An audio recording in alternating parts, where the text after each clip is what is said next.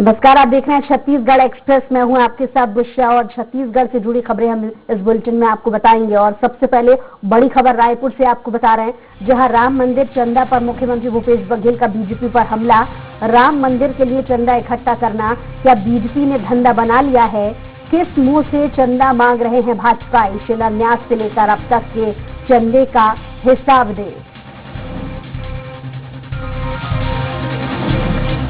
तो राम मंदिर के चंदे को लेकर बीजेपी पर निशाना साधा है मुख्यमंत्री भूपेश बघेल ने। कहा कि अब तक के चंदे का हिसाब दें। शिलान्यास से लेकर अब तक जितना भी चंदा आया था पहले उसका हिसाब दें।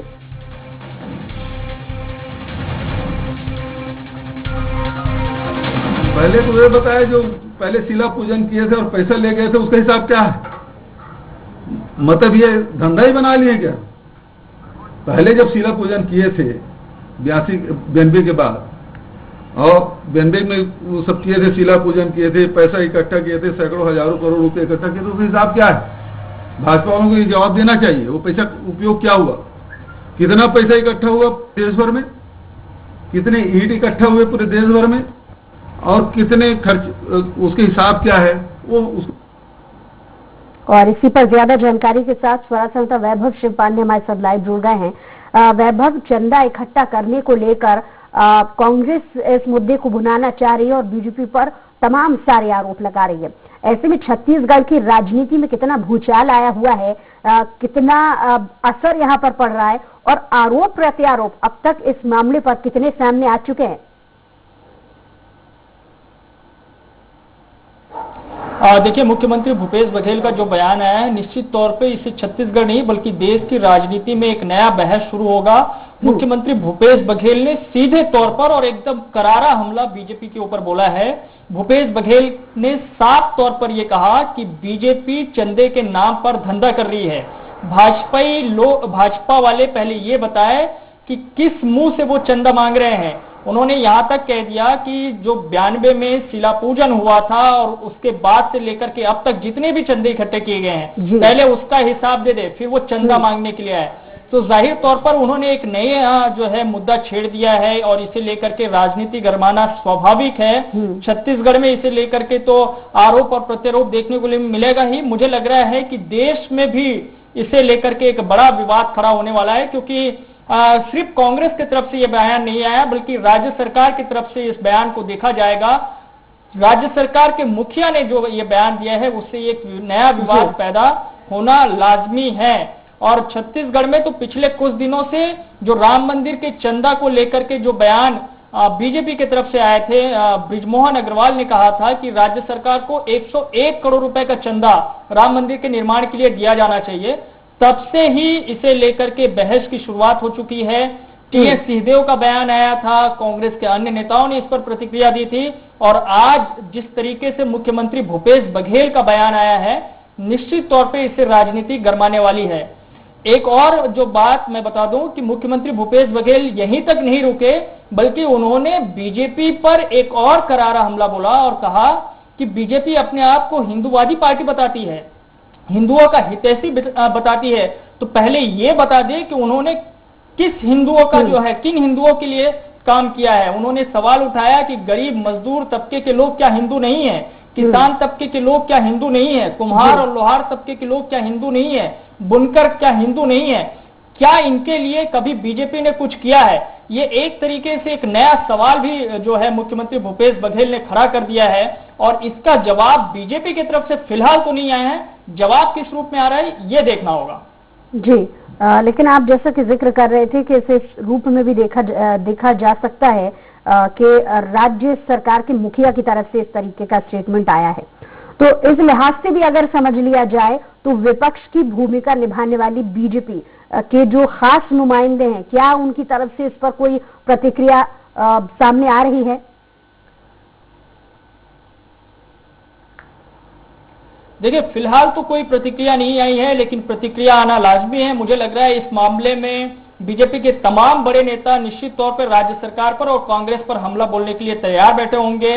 विष्णुदेव साय जो कि भाजपा के प्रदेश अध्यक्ष है वो भी इस पर कुछ बोलना चाहेंगे। पूर्व मुख्यमंत्री डॉक्टर रमन सिंह जो कि भाजपा के राष्ट्रीय उपाध्यक्ष है वो भी अपनी प्रतिक्रिया देना चाहेंगे। नेता प्रतिपक्ष धर्मलाल कौशिक वो भी प्रतिक्रिया देना चाहेंगे और प्रतिक्रिया देना चाहेंगे बृजमोहन अग्रवाल जिन्होंने सबसे पहले ये सवाल उठाया कि 101 करोड़ का चंदा राज्य सरकार को दिया जाना चाहिए। तो मुझे लग रहा है कि अब जिस तरीके से मुख्यमंत्री भूपेश बघेल ने एक बयान देके पूरे माहौल को गरमाने की कोशिश की है, उससे बीजेपी के तरफ से पलटवार जरूर होगा और तमाम जो नेता जो हैं वो निश्चित तौर पे मुख्यमंत्री पर, कांग्रेस पर हमला बोलने के लिए उतारू होंगे। उनकी प्रतिक्रिया फिलहाल नहीं आएगी, लेकिन प्रतिक्रिया आएगी तो काफी तीखी प्रतिक्रिया आएगी, इससे इनकार नहीं किया जा सकता है। और ये मुद्दा सिर्फ आज खत्म हो जाएगा ऐसा नहीं है, ये मुद्दा आगे भी चलते रहेगा। और चूंकि राम मंदिर निर्माण का जो सिलसिला चल रहा है, अयोध्या में जिसकी चर्चा होती है, जिसकी चर्चा दिल्ली में होती है,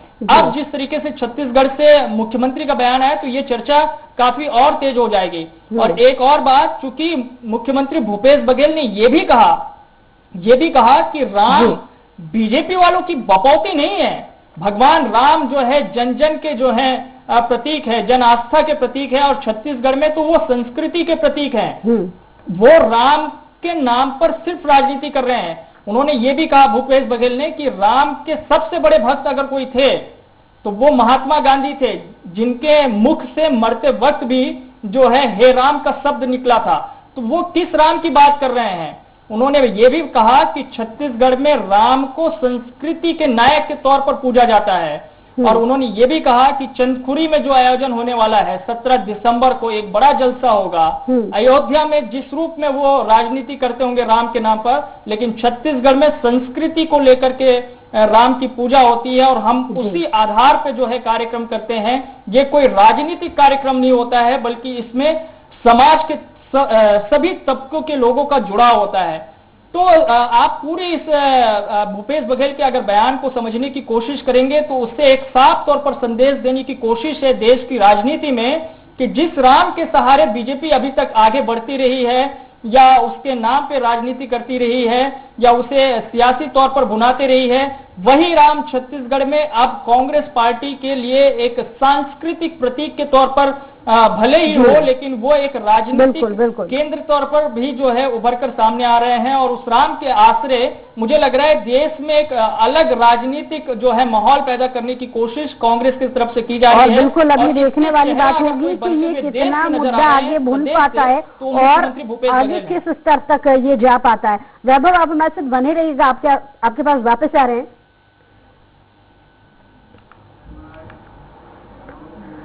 तो कृषि कानूनों के विरोध में किसानों ने 8 दिसंबर को भारत बंद का ऐलान किया है। वहीं इसे लेकर मुख्यमंत्री भूपेश बघेल का बयान सामने आया और उन्होंने किसानों के भारत बंद का समर्थन किया है और कहा है कि हम किसानों के साथ हैं। उन्होंने कृषि कानूनों को किसान विरोधी बताया है। 8 तारीख को किसान संगठनों ने बंद का आह्वान किया है, हमारी पार्टी की ओर से भी इस बंद का समर्थन है। 8 तारीख को किसान संगठनों ने बंद का आह्वान किया है, हमारी पार्टी की ओर से भी इस। और लगातार हमारे साथ वैभव जुड़े हुए हैं। वैभव, किसानों के भारत बंद का सीएम ने समर्थन किया है, किस अंदाज में उन्होंने समर्थन किया है और आगामी वक्त में अगर किसान का जो विरोध है वो और जो स्वर है वो अगर बढ़ते जाते हैं तो किस तरीके से और समर्थन देने की बात मुख्यमंत्री भूपेश बघेल कह रहे हैं? देखिए, देश भर में जो केंद्रीय कृषि कानून को लेकर के किसानों का आंदोलन चल रहा है, छत्तीसगढ़ भी उससे अछूता नहीं है। छत्तीसगढ़ के जो तमाम किसान संगठन के लोग हैं वो प्रदर्शन कर रहे हैं। कल केंद्र सरकार का पुतला दहन यहाँ पे किया गया था। अब जो 8 दिसंबर को भारत बंद का आह्वान किसान संगठनों की तरफ से किया गया है उसका खुलकर जो है समर्थन कांग्रेस पार्टी ने कर दिया है। छत्तीसगढ़ में कांग्रेस जो है किसानों के साथ खड़ी हुई नजर आ रही है और खुद मुख्यमंत्री भूपेश बघेल ने जो बयान दिया है कि हम भारत बंद का जो है समर्थन करते हैं, तो इससे ये चीज भी साफ हो गई है कि राज्य सरकार भी जो है कहीं ना कहीं किसानों के इस मुद्दे के साथ, इस आंदोलन के साथ में है। और बीजेपी सरकार के खिलाफ या केंद्र सरकार, मोदी सरकार के खिलाफ जो माहौल बना हुआ है, कांग्रेस उस माहौल में अपने आप को खड़ा करने की कोशिश कर रही है। और मुझे लग रहा है कि जब 8 दिसंबर को भारत बंद का आह्वान पूरे देश में किया गया है, तो छत्तीसगढ़ में भी उस बंद का व्यापक असर नजर आने वाला है, क्योंकि सरकार की तरफ से, कांग्रेस पार्टी की तरफ से इसका समर्थन का ऐलान कर दिया गया है। केंद्रीय कृषि कानून को लेकर के जो पूरे देश भर में माहौल है, छत्तीसगढ़ में जब इस कानून को लागू कराने की कोशिशें हुई थी, तब सरकार ने कह दिया था कि हम इसे लागू नहीं करेंगे, और एक विशेष सत्र बुलाया गया था, विधानसभा का एक विशेष सत्र, और उसमें विधेयक लाकर इस कानून के खिलाफ जो है प्रस्ताव पारित किए गए थे। तो इस कानून के विरोध में तो पहले से ही छत्तीसगढ़ कांग्रेस की सरकार रही है। अब जब किसानों का आंदोलन काफी बड़ा होते जा रहा है और उसे लेकर के देश भर में एक व्यापक जन माहौल बनते जा रहा है, तो कांग्रेस पार्टी भी इस आंदोलन के साथ खुलकर खड़ी हुई नजर आ रही है, और उसी के तहत ही आज मुख्यमंत्री भूपेश बघेल का यह बयान सामने आया है। चलिए, बहुत शुक्रिया तमाम जानकारी के लिए वैभव।